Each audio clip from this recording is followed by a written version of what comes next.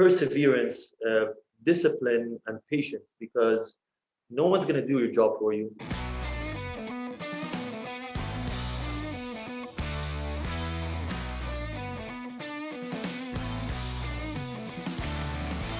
My name is Omar. I'm the founder and CEO of a tech startup, mobility tech startup called Urent. Urent's dubbed to become the first Airbnb of vehicles in the MENA region. I mean, the concept on its own is the first of its kind. I'm an industrial engineer by profession, and I'm happy to be on this call today. It's good to have you. It's good to have you. So take me back to the beginning. How and why did you start this business?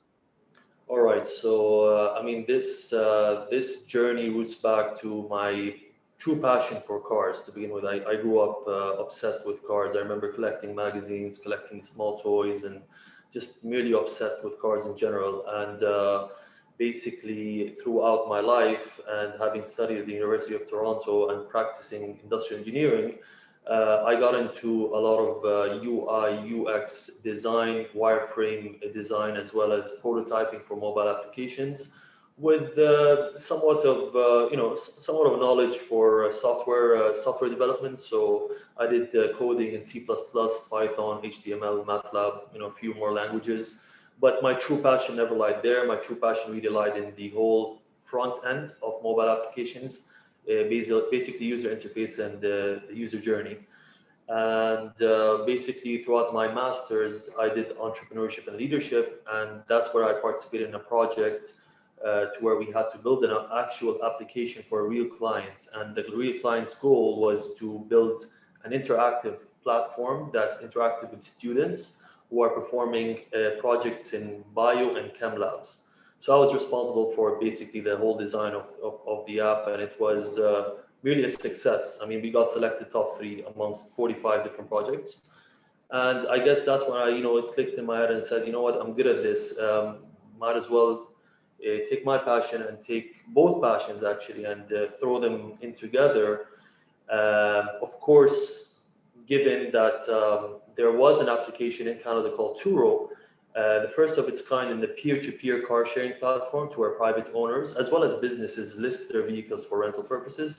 And the whole experience that they were selling is what kind of clicked in my head. It's a lot of problems we face nowadays with car rental companies is what you see is not what you get. And you end up always, getting tied up in finding the car that you need, searching 100 different websites, 100 different shops. So I knew there was a solution that we could do.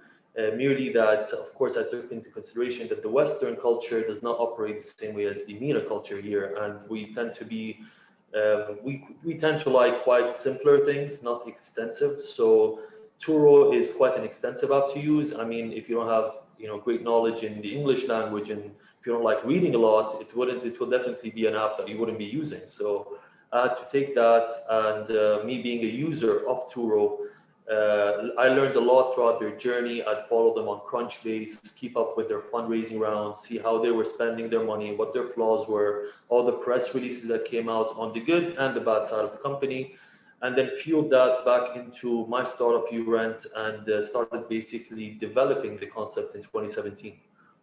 Perfect. And there's obviously a real need for this in the region. So I read more and more about how the demand for cars and transport generally in the region nowhere near meets the supply, or vice versa. So do you think that this is something that may be solved in the longer term by a larger manufacturer coming in, or is it more of a local lifestyle thing where people actually want to get around, but they don't want the burden of actually owning the car? Now, here's the thing. When you talk about car rentals, the traditional process has been around for 30 plus years. And the world, whether you like it or not, is shifting into the digital into its digital form. So every business is finding a way, especially after COVID, to digitalize itself so that they could stay in business. Otherwise, I mean, technology is taking over, and COVID just accelerated all that. So me being a car rental customer, I knew already what I did not like, and of course ran a couple of surveys amongst people that I knew and amongst the general public of what they'd like to see, what would they like to, basically what application would they, opt out to use rather than renting the traditional way? And basically, what we created is the exclusion or removing the third party involvement from basically the car rental process. So traditionally, what you would do when you rent a car is search up on Google, multiple companies, ring them up, see what's available, and then see what matches your price. And then basically there's the or similar factor to where you rent, let's say, a Hyundai Sonata, and then they'd give you a Kia Optima, saying it's the same category. And some people don't mind that, but a lot of people do, because they feel like they're just being fooled by getting something else. So, I mean, going back to Urent, what I designed was a peer-to-peer coordination between the host and the renter. Hence our logo, which has the handshake, basically establishing trust between two individuals and having both of them knock it out between one another in terms of price negotiation, as well as alternative options, because we have hosts who host from 12 up to 100 cars, and if something isn't available, the host will quickly recommend an option that's available on the platform, as well as the rating system. I mean, rating system is very important when it comes to quality control. Everyone needs to know who they're dealing with and what other people have to say about him or her. So that's another factor that I implemented, as well, as well as the in-app wallets. And I knew that I had to have a great incentive for the business owners, large ones and small ones, to operate with us, because I mean, if they're doing business on their own, what is the competitive advantage of them joining Urent? And quickly, the solution to me was building a My Garage section on the platform, which is a fleet management system, to where they could upload their vehicles and set everything from rules, pricing, daily, weekly, monthly pricing, as well as their discount rates, as well as their daily, weekly, monthly kilometer limits, their location, their features, what's allowed and what's not. So everything is readily displayed for the renter prior to renting. And you're in I suppose, a great position in that it's completely new in terms of concept to the region and the industry. But there are other companies that have sort of proven the model within other industries. So being able to say we are the Airbnb of car rental. So how useful has that been when explaining it to whether it be investors, customers, partners?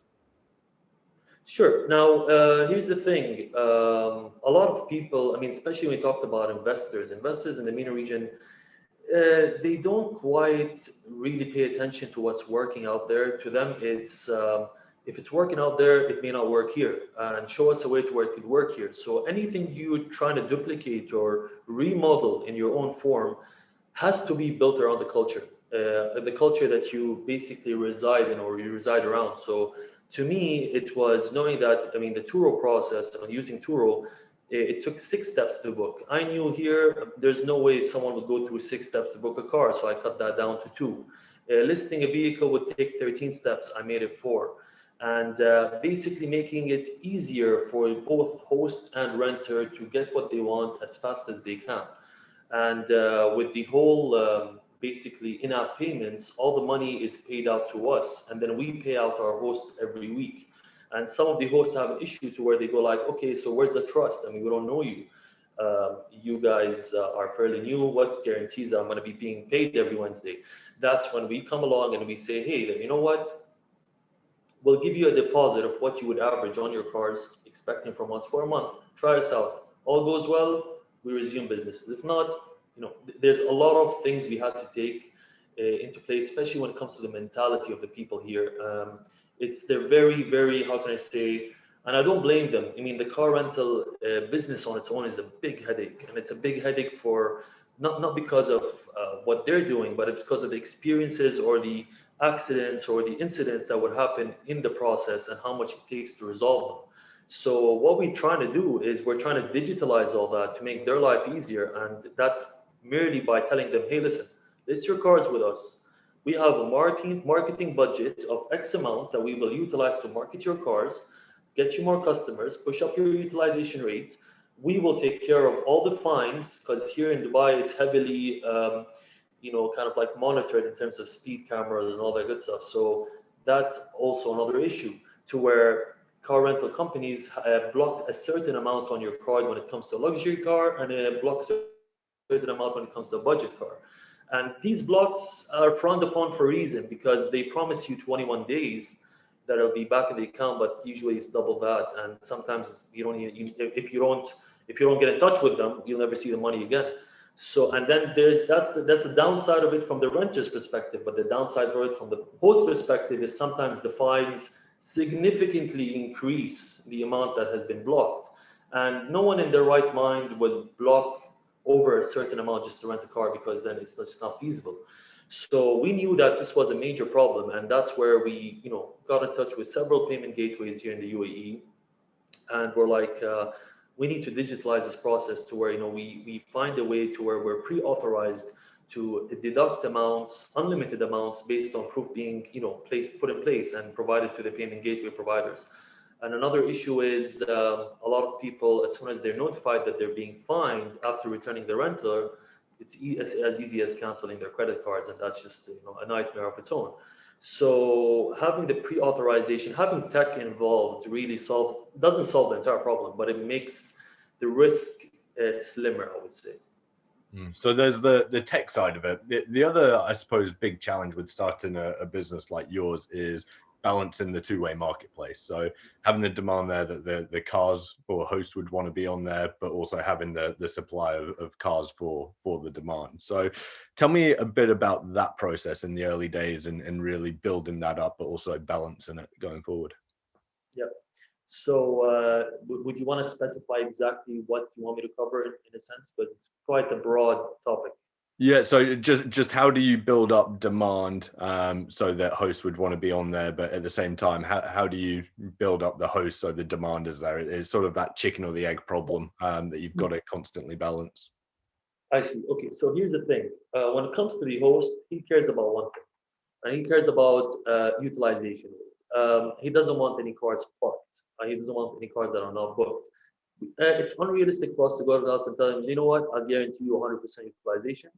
Make sure you will get every single. No, that's unrealistic, and that's going to always result in a reverse effect in the future. So our approach is always, how are you running your business now, and how would you like it if you downsized your workforce, and we had your entire business operating under Urent by offering you this commercial dashboard that we built that monitors everything from your fleet size, your fines, how much you're earning per day, everything in front of you in your screen without having to worry about it.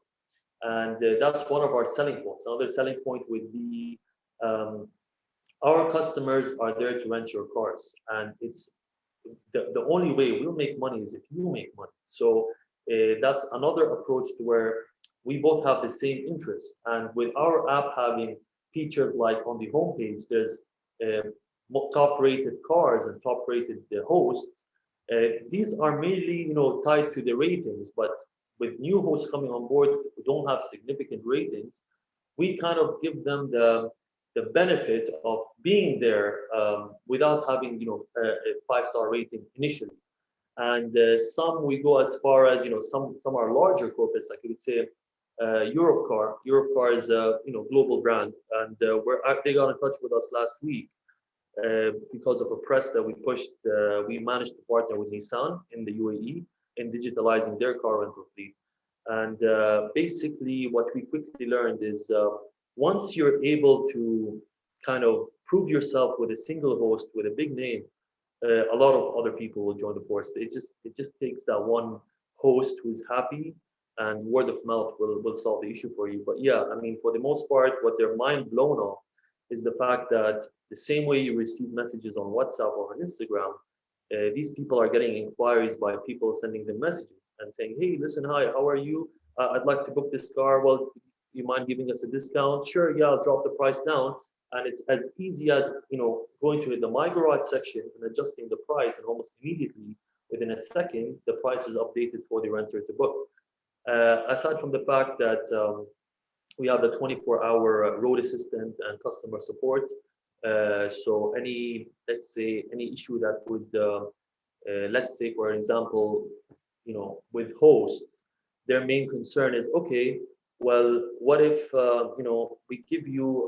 we trust you in collecting the money, but in terms of fines, you guys are, I'm not blocking any of these customers, but yet I would block some money on their card given they would come to my store. What guarantees that I'll be getting some money back? What if we weren't able to? What if Urent exhausted all its resources and the person fled the country?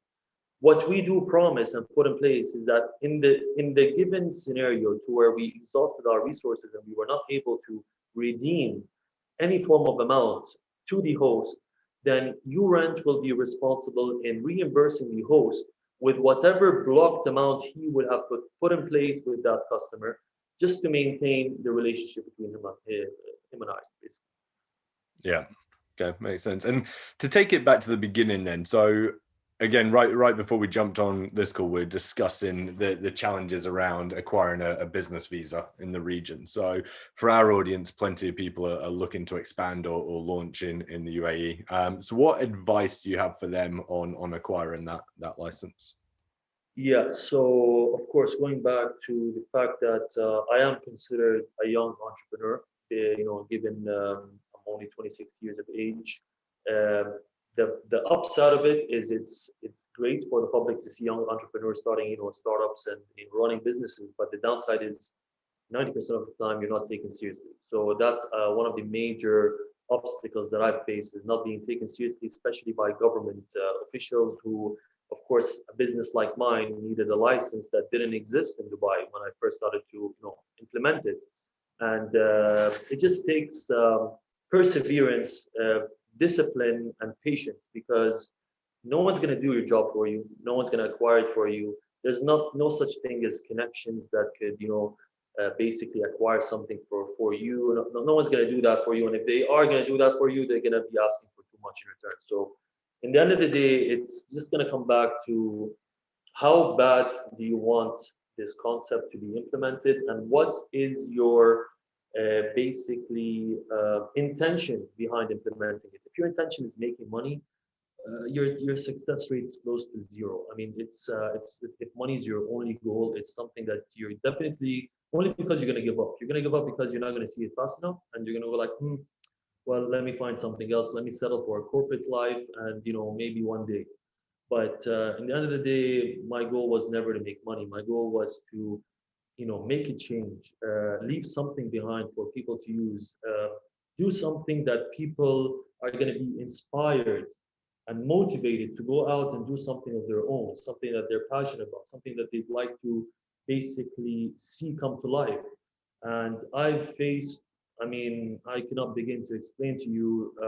I've seen dark days, and when I say days, these days hit years almost. I would say just months of uncertainty and just full on gamble just waking up every day, and the thought of tomorrow would give you anxiety. So it's just waking up every day, keeping this in here in check. That's for sure, because your thoughts control your actions, and if you don't have that in check, you'll just be very impulsive, and it'll just be a mind wreck. So what I ended up doing is I had faith. I had faith in myself, and I had faith in what I was building. And I knew that if I persevered enough and if I just kept pushing, I may have failed, but at least I would have seen it through. I wouldn't have walked out of it saying, what if? That what if is something I do hear a lot of people talk about today, and something that I feel like isn't too pleasant to encounter. And it's nothing that you can move on from because that question will always lie around in your head. What if I kept pushing? What if I pushed that extra mile? And trust and believe that if your intentions are in place, humble intentions, good intentions placed when implementing something, you will be rewarded. Maybe not instantly, but at some point, I guarantee you that you will be rewarded. Absolutely. And what's next for the business? What are the big goals over the next sort of year or so? Well, again, going back to the take it one step at a time mentality, right now we're just getting to a point to where it's pure awareness. We're trying to create the awareness that the culture, the public needs. UAE being on the face of the map now, globally renowned city, and I think that this helped us quite a lot in just having other interests of other entrepreneurs, business owners who just wanted or interested in the concept and expanding it to their regions. We are definitely looking into franchising our model. Franchising in a sense, we're finding strategic partners in different countries who are in the business or are familiar with the business to carry the brand on a market share deal and run it in their city.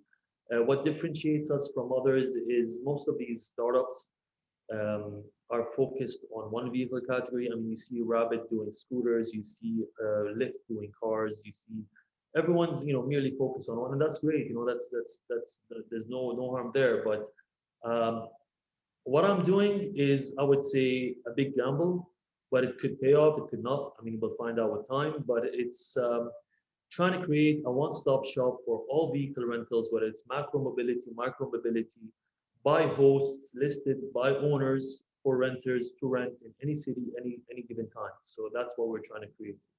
Sounds like an exciting time. So for those watching, where can they find out more about Urent?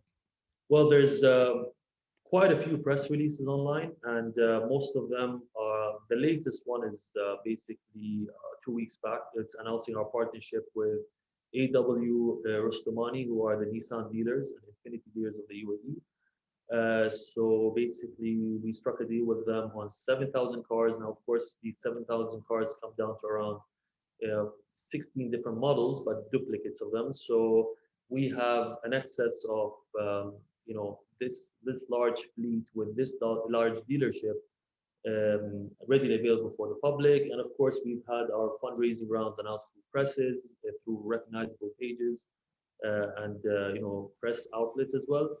But for the most part, there's urent.com, our website, and our mobile application is available on both App Store and Google Play.